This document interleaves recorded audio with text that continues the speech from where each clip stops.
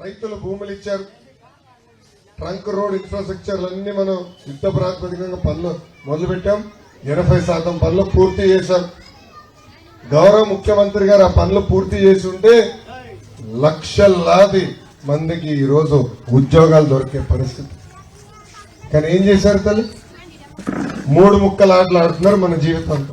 కర్నూలులో రాజధాని ఏంటది? న్యాయ రాజధాని అన్నారు. కనీసం అక్కడ ఒక ఇటుకేలు ఇస్తాను. ఇక్కడ వచ్చేసి లెజిస్లేటివ్ క్యాపిటల్ అని పెడతాను, అంటే అసెంబ్లీ ఒకటే ఉంటుందండి. ఇంకా గోవిందా ఏం జరగల. విశాఖపట్నంలో ఒకటి కట్టాడు, నేను ఒప్పుకుంటా. అదేంటో తెలుసా? 500 కోట్ల రూపాయలు ఖర్చు పెట్టి ఆయన ఉండేదానికి ఒక ప్యాలెస్ కట్టుకున్నాడు విశాఖపట్నం. అక్కడ ఒక్క పరిశ్రమ తీసుకున్నాడని ఒకటికి ఉద్యోగం కల్పించలేదు. అందుకని 3 ముక్కలు ఆటలాడుతున్నాడు, మన జీవితాలతో ఆటలాడుతున్నాడు. ఆనాడు ఆల రామకృష్ణారెడ్డి గారు, జగన్ గారు సభలో మాట్లాడే ముందర ఎవరు తప్పుడు ప్రచారం నమ్మద్దు. గౌరవ ప్రతిపక్ష నేత ఆనాడు జగన్మోహన్ రెడ్డి గారిని నేను ఒప్పిస్తాను, రాజధాని ఇక్కడనే ఉంటుందని చెప్పెడతాను. కానీ 3 రాజధానులకు ఓటు వేసిన వ్యక్తి ఆల రామకృష్ణారెడ్డి గారు. ఇప్పుడు ఏకంగా ఒక చెల్లమ్మని తీసుకొచ్చారు ఎన్నికల బరిలో. ఈ సభగా చెల్లమ్మని ఒక ప్రశ్న అడుగుతాం. అమరావతి గురించి మీరు జగన్మోహన్ రెడ్డి గారిని అడిగారా? అదేవిధంగా మంగళగిరికి రావాల్సిన నిధుల గురించి మీరు జగన్మోహన్ రెడ్డి గారిని అడిగారా? లేదా ఆనాడు పేదవాళ్ళకి ఇల్లు కట్టిస్తున్నారే, అదే విధంగా దశాబ్దాలుగా కాలువ పోరంబోకు ఎండోమెంట్ భూముల్లో నివసిస్తున్న పేదవాళ్ళ భూములని రెగ్యులరైజ్ చేస్తా అన్నారే, ఆ విషయం మీరు జగన్మోహన్ రెడ్డి గారిని అడిగారా అని సూటిగా చెల్లమ్మకి నేను ఈ 3 ప్రశ్నలు వేస్తాను.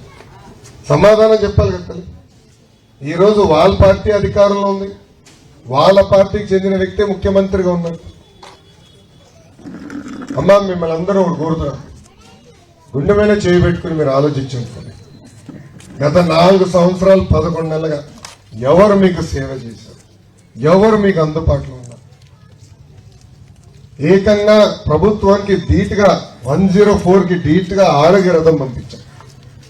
ఊర్లో ఎవరికైనా ఇబ్బంది ఉందంటే వాళ్ళందరికి ఉచితంగా మందులు అందజేశారు. తాగునీటి సమస్య ఉందంటే వాటర్ ట్యాంకర్ పెట్టి నీళ్లు కూడా పంపించాను.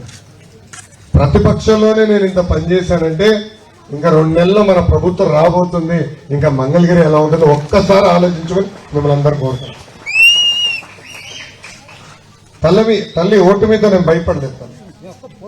నాలో పట్టుదల పెంచింది తల్లి, నాలో కసి తీసుకొచ్చింది తల్లి, నాలో ఆకలి తీసుకొచ్చింది తల్లి. ప్రజలకు ఇంకా సేవ చేయాలి, ప్రజలకు నేను ఇంకా దగ్గర అవ్వాలని ఓడిపోయిన రోజు దగ్గర నుంచి పనిచేసేస్తాను. ముందు చేస్తాను. మొత్తం రాష్ట్రమే కాదు, భారతదేశం మొత్తం ఆదర్శ నియోజకవర్గం భారతదేశంలో ఉందంటే అందరూ మంగళగిరి వైపు చూసే విధంగా మంగళగిరిని అభివృద్ధి సంక్షేమం చేసే బాధ్యత నేను తీసుకుంటాదని. మన గ్రామంలో ఉన్న కొన్ని సమస్యలు నాకు తెలుస్తుంది, దానిపైన స్పందిస్తా. దాని తర్వాత మీకే మైక్ ఇస్తా, మీరు ఎదుర్కొన్న సమస్యల గురించి నాకు తెలియజేయండి, దానిపైన నేను స్పందిస్తా. మొదటిది, ఎక్కడికి వెళ్ళినా డ్రైనేజ్ సమస్య ఉంది. పొద్దున్న లేచి నుంచి డ్రైనేజ్ పైన గొడవలు జరుగుతాయి. మన మురుగునీరు వేరే ఇంటి ముందర వెళ్తుంది, వాళ్ళకి మనకి తగాదా. కొంచెం స్లోప్ బాగుంటే మూడు గడపలు దాటుతుంది, అక్కడనే ఆగుతుంది మురుగునీరు, మళ్ళీ గొడవ మొదలవుతుంది. అదే కదా గొడవ. శాశ్వతమైన పరిష్కారం భూగర్భ డ్రైనేజ్. అన్నగారి ఊరు నిమ్మకూరు, నేను మంత్రిగా ఉన్నప్పుడు భూగర్భ డ్రైనేజ్ చేసేది అసలు దోమే లేదు. ఆ విధానం తీసుకొచ్చే బాధ్యత నాది. ఎండోమెంట్ భూమిలో కానీ, కాలువ భూమి కానివ్వండి, ఇతర భూమిలో మీరు నివసిస్తున్నారు, పట్టాలు లేవు. ఆనాడు ఆల రామకృష్ణారెడ్డి గారు పట్టాలు ఇస్తాను అని హామీ ఇచ్చారు. మళ్ళీ కంపడలా, రాలా. అమ్మా బాబు గారు మొన్న చంద్రబాబు నాయుడు గారు జేహో బీసీ సభ సాక్షిగా పట్టాలన్నీ భూములన్నీ రెగ్యులరైజ్ చేసి పట్టాలు అందిస్తాం అని హామీ ఇచ్చారు. 3వది, అందరి కళ ఇల్లు. 2 రూపాయలు సంపాదిస్తే ముందర కట్టుకోవాలనుకునేది ఇల్లు కట్టించాలి. అందుకే నేను యువగలం పాదయాత్ర మంగళగిరి పట్టణం నుంచి చేసి తాడేపల్లి పైగా విజయవాడకి, బ్యారేజ్ పై నుంచి విజయవాడకి వెళ్ళాను. ఆనాడు శిలాఫలకం వేశారు. ఆ రోజులు ఎంతమంది ఉన్నా 20,000 ఇళ్లు కట్టించి వాళ్ళకి అందించే బాధ్యత నేను తీసుకుంటానని కూడా హామీ ఇస్తాం జరిగింది. దానికి ఈ సభ సాక్షిగా నేను కట్టుబడి ఉన్నా. రాముడిలాగా ఉంటే ఈ సమాజంలో ఇప్పుడు పనిచేయట్లేదు తల్లి. బాబు గారు రాముడు లాంటి వ్యక్తి తల్లి. ఆయన ఎవరికి హాని చేయరు, ఆయనకి ఎవరు హాని చేయరు అనుకునే వ్యక్తి.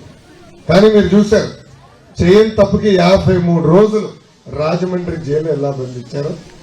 మీరు ఆలస్యం అయ్యారు తల్లి. మీరు ముందర వచ్చింటే శివాలయం ఇప్పటికీ అభివృద్ధి చేస్తుండేవాడిని. నేను వదిలిపెట్టే వ్యక్తిని కాదు. 2 నెలలు ఓపిక పట్టండి. మన ప్రభుత్వం ఏర్పడిన వెంటనే శివాలయాన్ని అభివృద్ధి చేసే బాధ్యత వ్యక్తిగతంగా తీసుకుంటాను. ఈ సభాముఖంగా హామీ ఇస్తున్నాను.